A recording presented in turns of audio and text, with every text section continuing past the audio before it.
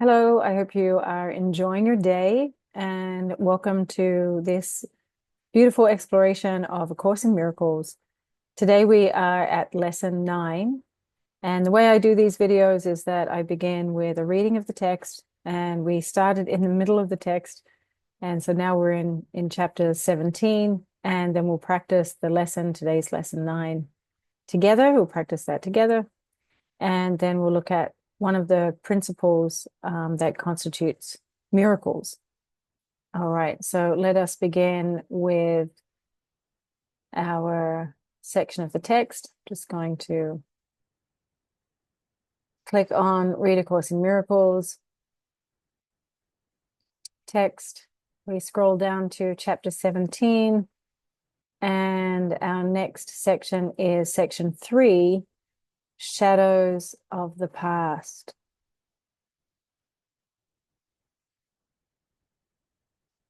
And so just before I start reading, just remember that the course is written in its own style with its own lexicon. And so at this early stage, my invitation still is just to let the words wash over you and just be curious as to what seems to stick or what makes sense to you. All right, let's go back to the text.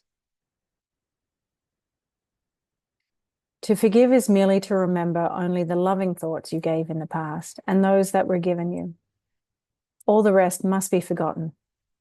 Forgiveness is a selective remembering based not on your selection, for the shadow figures you would make immortal are enemies of reality. Be willing to forgive the Son of God for what he did not do. The shadow figures are the witnesses you bring with you to demonstrate he did what he did not. Because you bring them, you will hear them, and you who keep them by your own selection do not understand how they came into your mind and what their purpose is. They represent the evil that you think was done to you. You bring them with you only that you may return evil for evil, hoping that their witness will enable you to think guiltily of another and not harm yourself. They speak so clearly for the separation that no one not obsessed with keeping separation could hear them.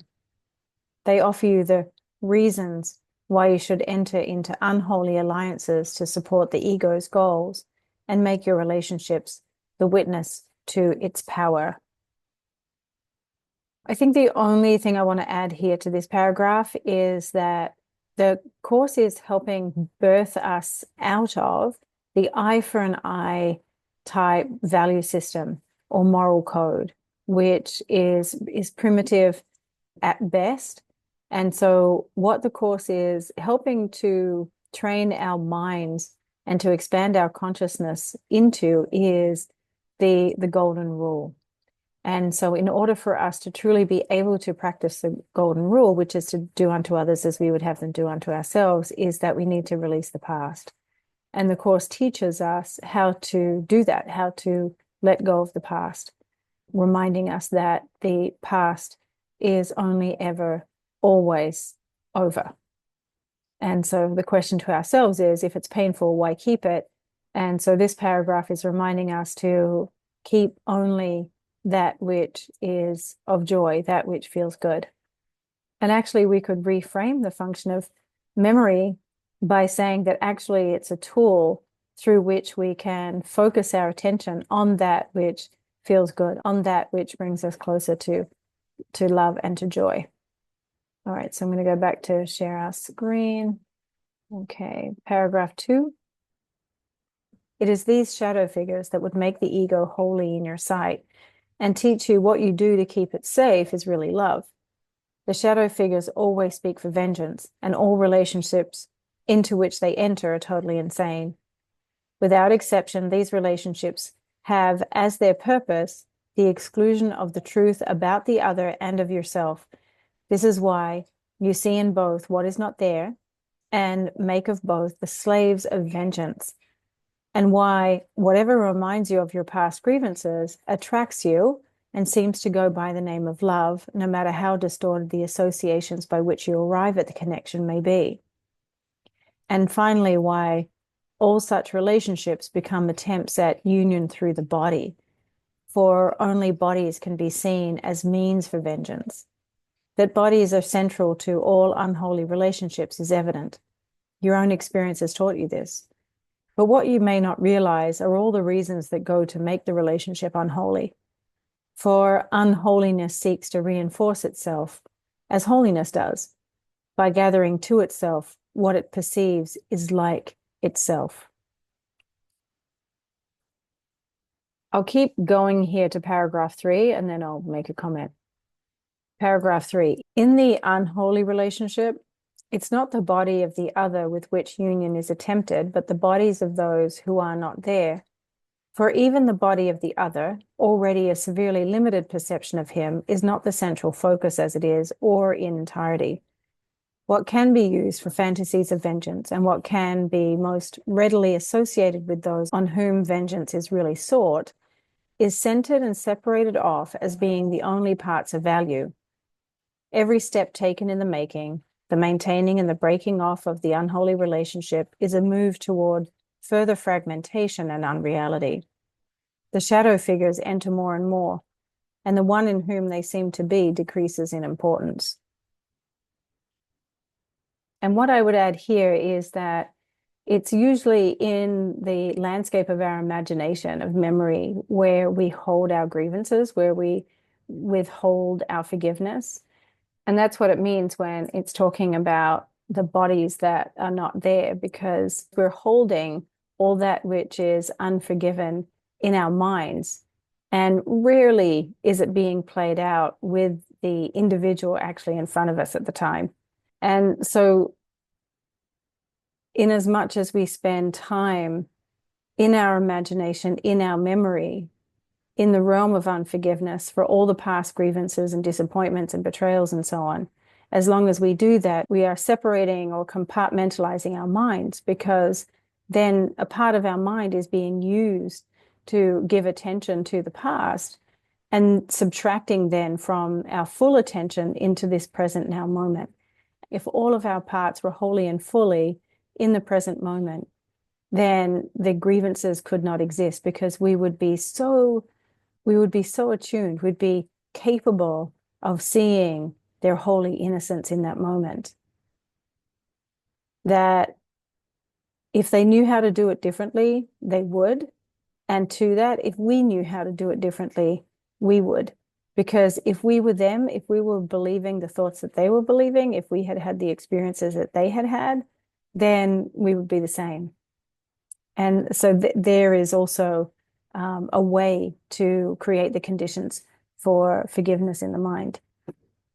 All right, let's go back to the text and paragraph 4.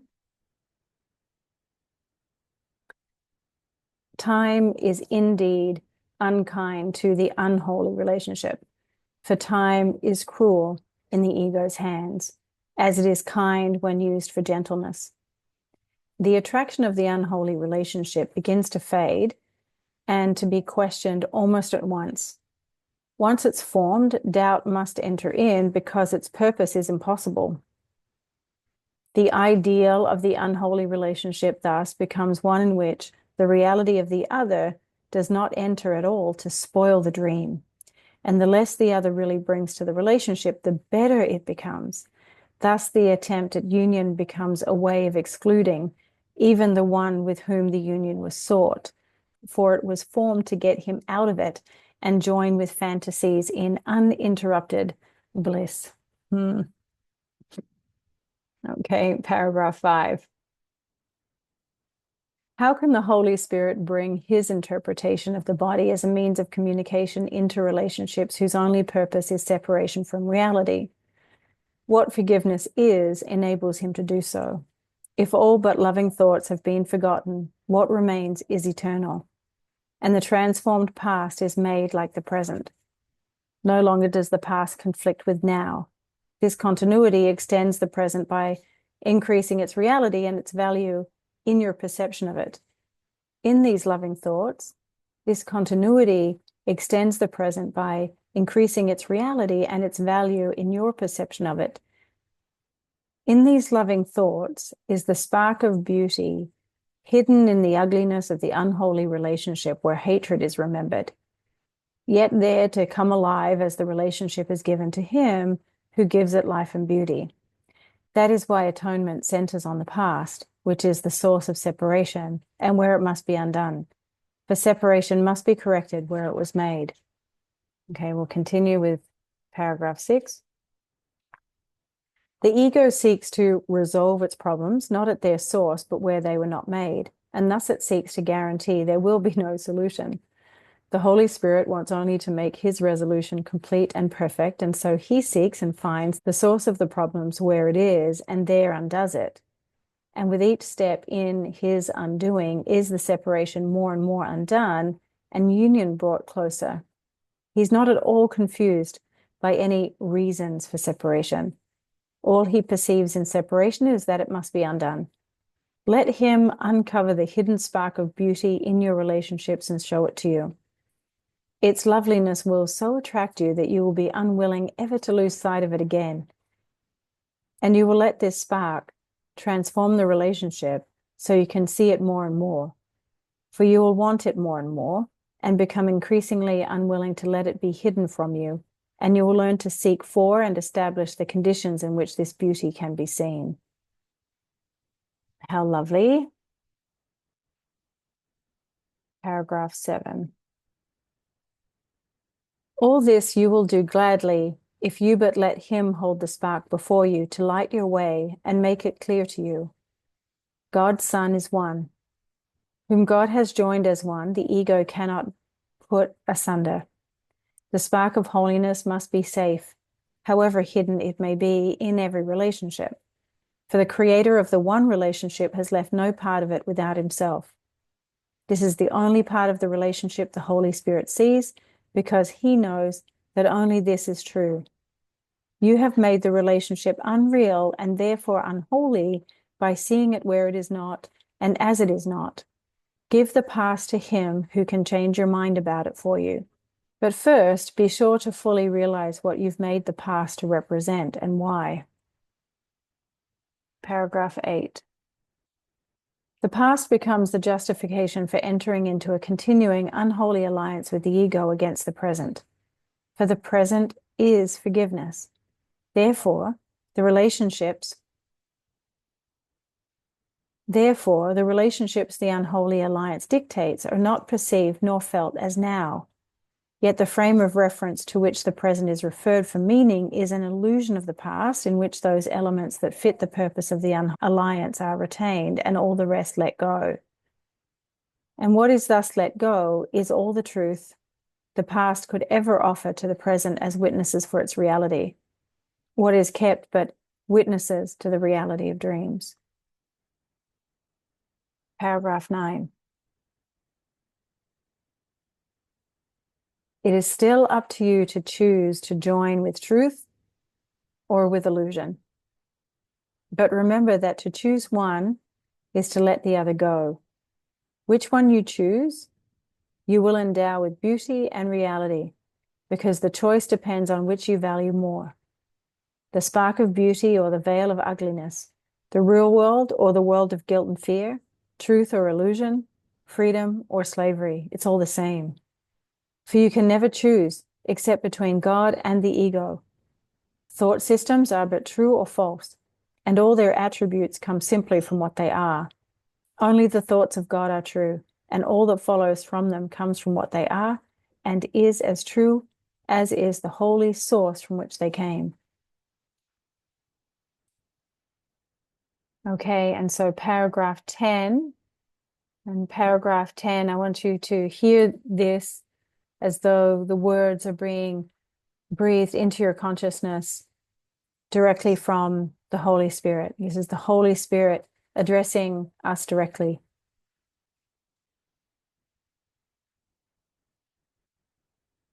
Paragraph 10. My holy brother, I would enter into all your relationships and step between you and your fantasies. Let my relationship to you be real to you, and let me bring reality to your perception of your brothers. They were not created to enable you to hurt yourself through them. They were created to create with you.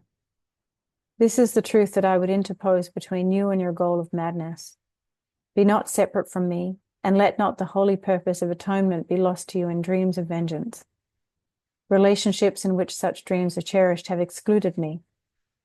Let me enter in the name of God and bring you peace, that you may offer peace to me.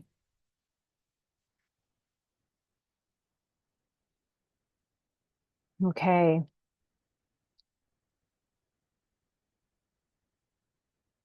One of the other things I think worth mentioning about this section is the introduction to doubt. Doubt is one of those states of grace that comes from not truly knowing ourselves.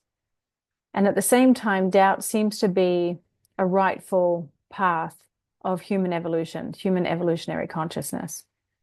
If I had to say, I would say that doubt is one of the lower expressions of the energy center of the solar plexus, which pertains to our human adulthood, of being a member of society, of sharing values and morals, and taking self-determined action through that energy center. And so as we start really putting our minds on our spiritual nature, what we are, where we came from, how does all of this work, and making a conscious choice to know God's mind and to share our minds with God's mind, then inevitably we meet doubt, because doubt is like a shield to faith. Can you see that? Can you see how doubt is a shield to faith? It blocks our faith. And in fact, if doubt is there, then it tells us that faith is not. And in this section, it also mentioned how unholiness, like holiness, wants to beget itself. And this is true for love as well.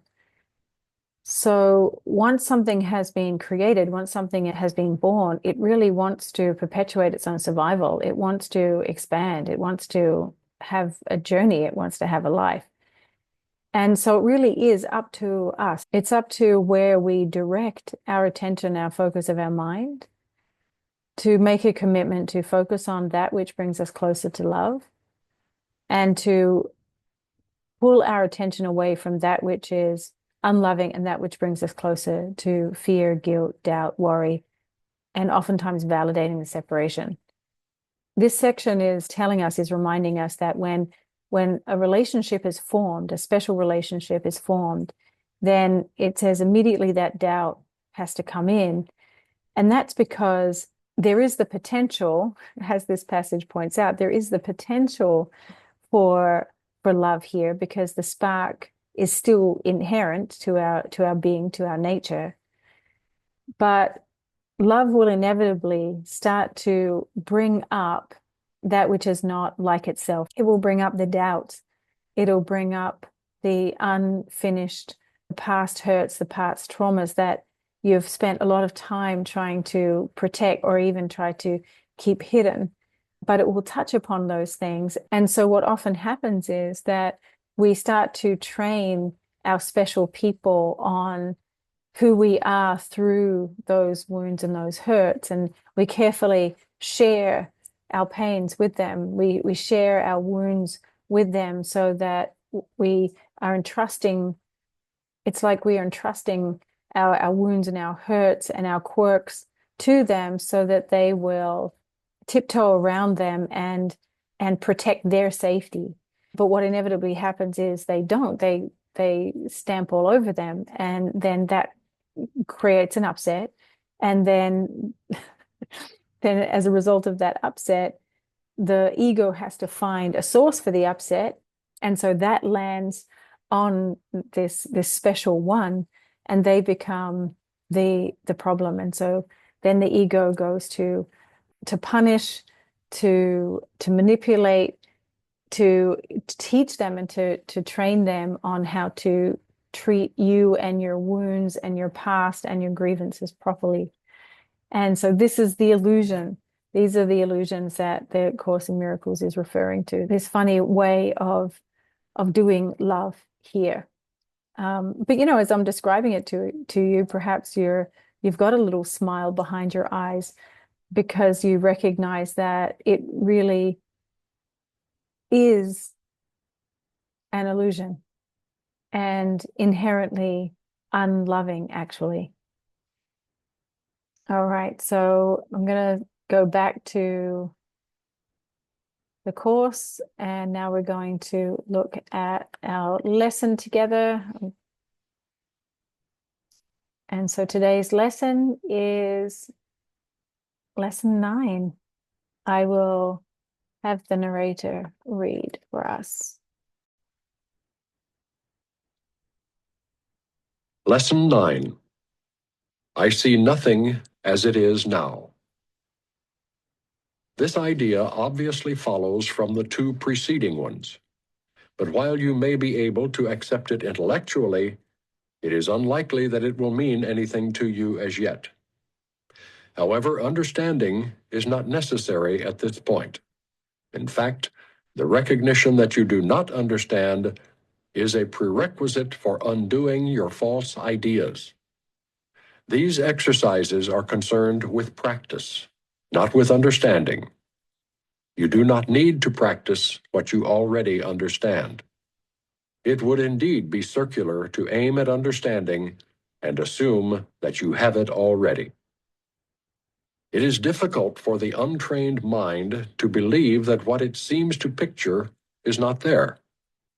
This idea can be quite disturbing and may meet with active resistance in any number of forms. Yet that does not preclude applying it. No more than that is required for these or any other exercises.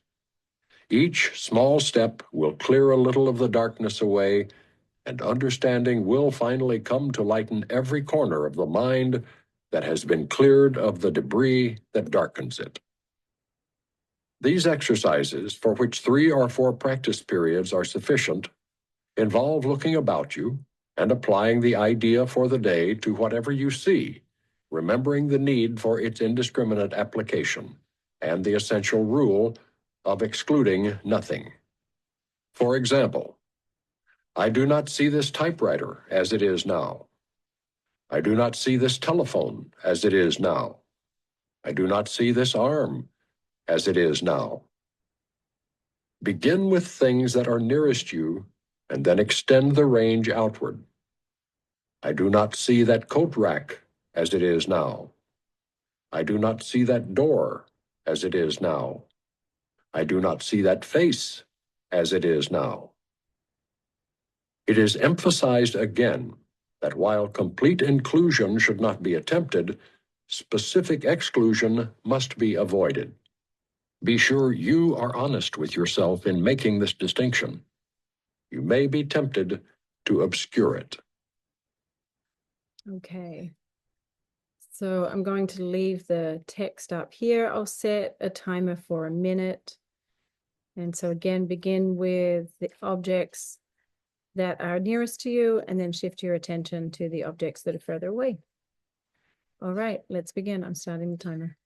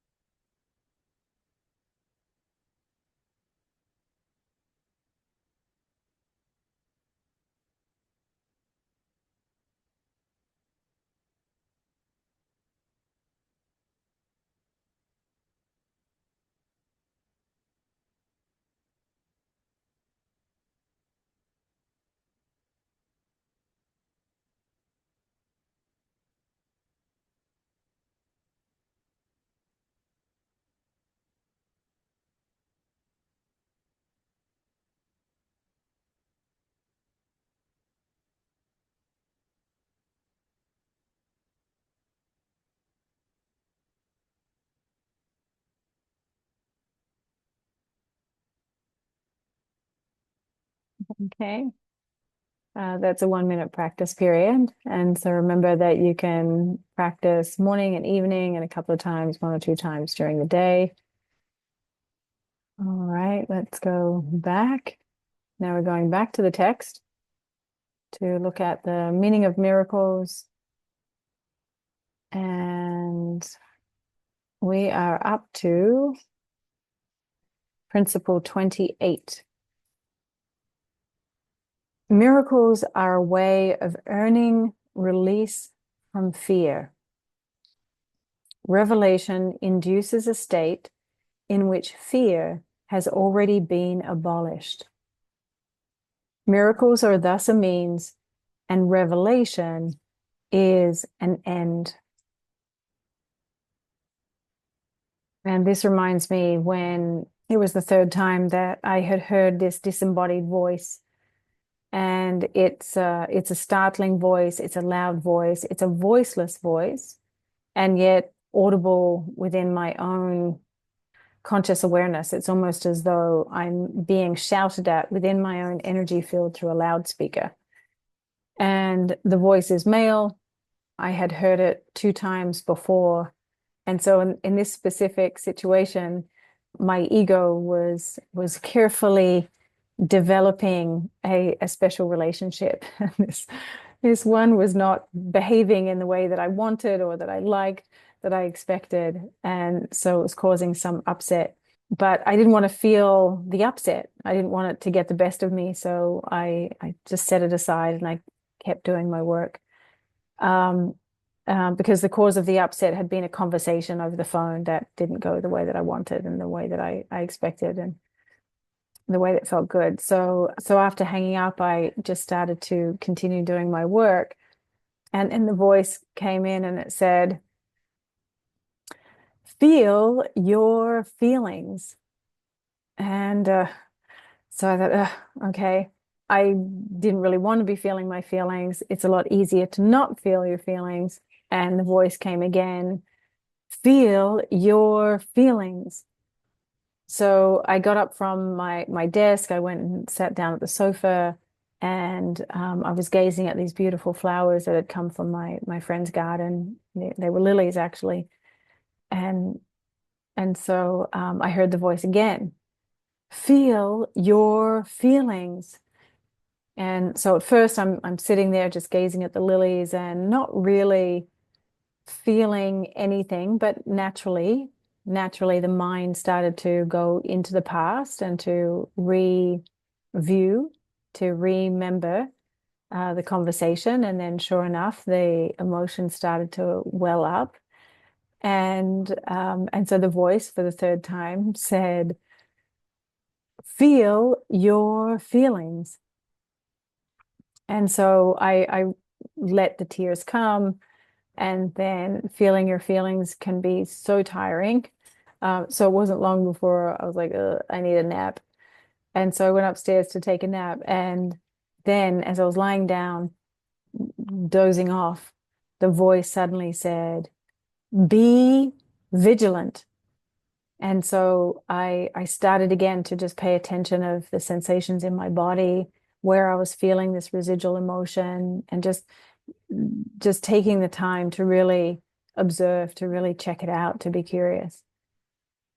And the voice came again. It speaks 3 times. And the voice came again. It said, be vigilant. And I thought, yeah, I am. I'm working so hard here. All right. So, I kept going deeper into the body. And then the voice said it a 3rd time, be vigilant. And this time I heard it differently. I realized that, oh, it's asking me to be vigilant. And so when I am embodying vigilance, when I am the instrument of vigilance, that focused attention, that there was no problem. And so it was the entry point to presence. And so as I came to that realization, the room got so bright, the light just streamed in, all of that pain and that upset just left me. I felt alert and alive and happy. I started laughing, and then I just went back downstairs and started to do my work. So as we are studying the course together, this is an opportunity to be vigilant, to pay attention, to observe when our minds are in the past, and to notice what it is that our eyes are looking at and seeing, and can we know that what we're looking at and seeing and how we interpret it, the meaning that we give it, is really real. And if it creates stress in us, if it creates pain, doubt, fear, envy, worry, any of those things, then we know that it isn't the truth, because only peace is the truth. All right. Just a reminder before I finish up, I have a couple of online classes every month that you're welcome to join. You can access the registration links on the website www.alilacenter.org. You just click on the calendar. The regular meditation class is on the third Tuesday of the month at 7, and the meditation and natural healing self-help is on the fourth Monday of the month, 7 p.m. Eastern Standard Time. And of course, I'm here in Adelaide at the moment, so for me, it'll be the next day in the morning. All right, but I would love to see you. So until next time, thanks for joining.